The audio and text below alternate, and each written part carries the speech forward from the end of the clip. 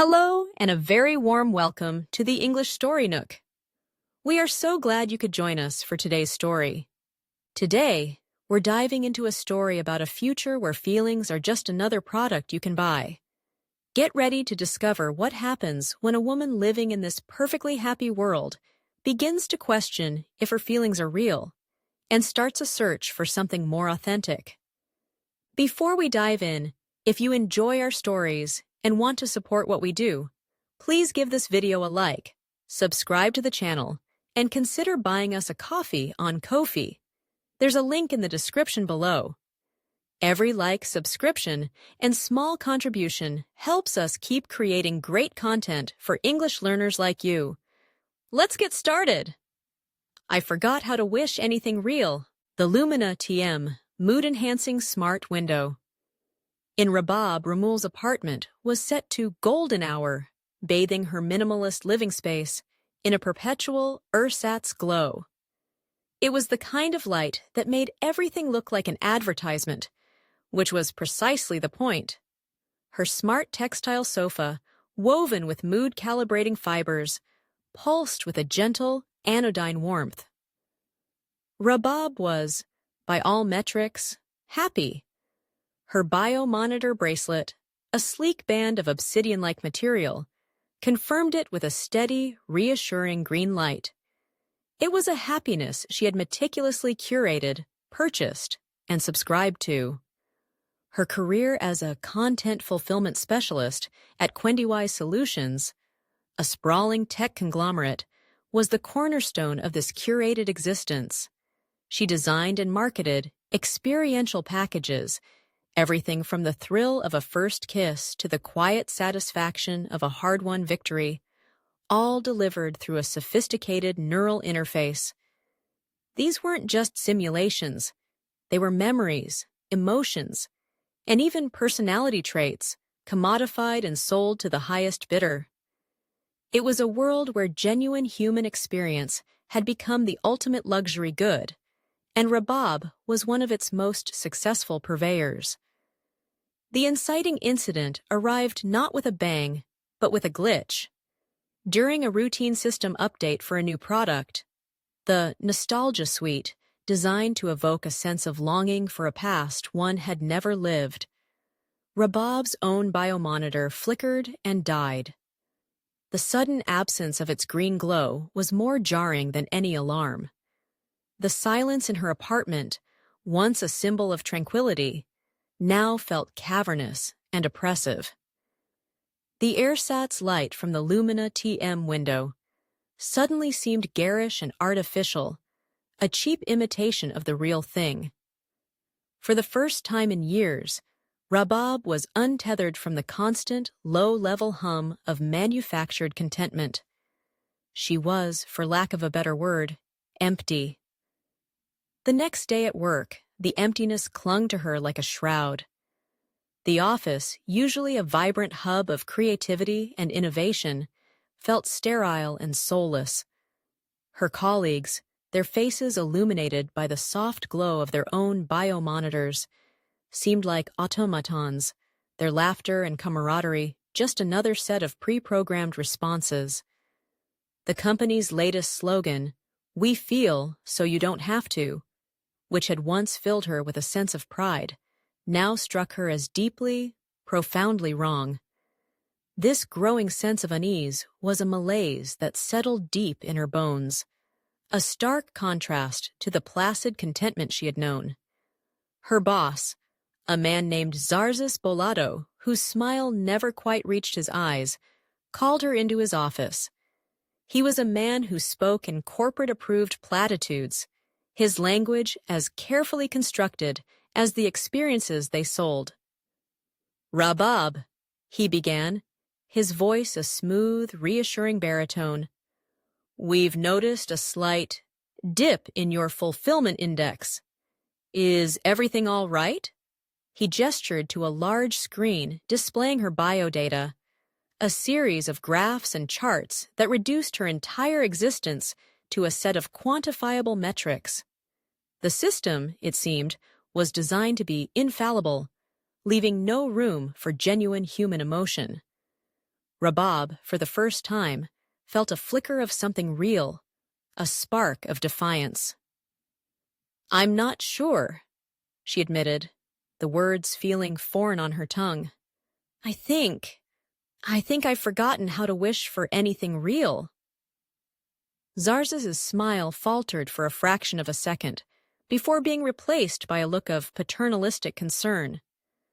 "That's what our products are for," he said smoothly. "To help you remember." He offered her a complimentary subscription to the Serendipity Engine, a new service that promised to introduce unplanned moments of joy into one's life. The irony was not lost on her. The very system that had created her ennui was now offering a solution, another product to consume. That evening, Rabab found herself drawn to the old, forgotten parts of the city, the places that hadn't yet been sanitized and monetized by companies like Englishwise Solutions. It was a world of cracked pavements, faded graffiti, and the chaotic, unpredictable energy of real, uncurated life. It was here that she met Val al-Otaibi, a woman who ran a small clandestine library of banned books, real books, with paper pages and the faint, musty smell of age. Val was a woman who seemed to exist outside the system, her face etched with the lines of a life lived, not purchased. Her very presence was a polemic against the sanitized world Rabab had always known. Val's library was a sanctuary of authenticity, a place where ideas and emotions were not prepackaged and sold, but discovered and explored. She spoke of a time before the biomonitors and the mood enhancers, a time when happiness was not a product, but a byproduct of a life lived with purpose and meaning. "They've sold us a bill of goods," Val said, her voice a low, passionate murmur. "They've convinced us that the pursuit of happiness is a destination, a thing to be acquired, rather than a journey." The malaise Rabab had been feeling began to dissipate, replaced by a growing sense of anger and a dawning realization of the truth. Rabab's journey into this underground world was fraught with peril. Englishwise Solutions, with its all-seeing eye, was not an entity to be trifled with. They had a vested interest in maintaining the status quo, in keeping the populace placid and compliant. Her once pristine reputation was now besmirched by her association with Val and the other dissidents who gathered in the library. They were a small, disparate group, united by a shared sense of disillusionment and a yearning for something more. The company's surveillance was ubiquitous, and Rabab knew she was being watched. The second pinch point came when Zarzas, his patience wearing thin, confronted her again. This time, his tone was less conciliatory, more menacing. He presented her with a dossier of her activities, a detailed account of her visits to the library, her conversations with Val, her every deviation from the prescribed path of contentment. "You're playing a dangerous game, Rabab," he warned, his voice laced with a veiled threat. "Don't throw away a life of happiness for a fleeting, childish fantasy." He was a sycophant to the system, a man who had so thoroughly bought into the lie that he could no longer distinguish it from the truth. The crisis arrived in the form of a citywide happiness mandate. Englishwise Solutions, in a bid to quell the growing unrest, announced that all citizens would be required to undergo a mandatory emotional realignment, a procedure that would permanently hardwire their brains for contentment. It was the ultimate expression of their philosophy, the final, irrevocable step in the commodification of the human soul.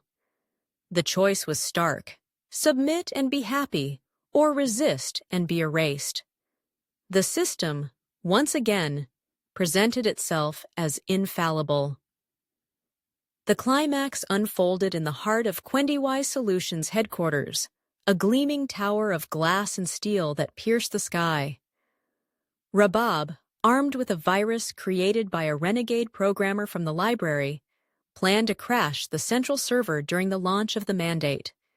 It was a desperate, audacious plan, a final, defiant scream against the encroaching silence.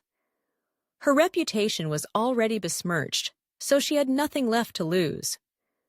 As she navigated the labyrinthine corridors of the building, the anodyne music and the soft, reassuring glow of the biomonitors seemed to mock her, a constant reminder of the world she was trying to destroy. She reached the server room, a cavernous space filled with the hum of machinery and the cold blue light of the data streams. Xarzes was there, waiting for her. He was not angry, but sad, a man mourning the loss of a promising acolyte. "Why, Rabab?" he asked, his voice filled with a genuine, if misguided, sense of pity.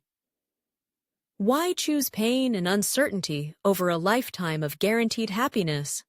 He was the ultimate sycophant, a man who would defend the system to his dying breath.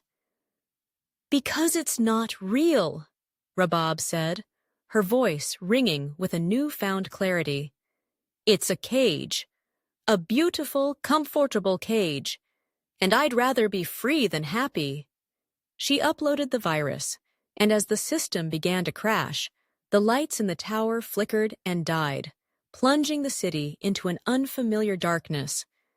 The ubiquitous green glow of the biomonitors vanished, replaced by a profound, unsettling silence.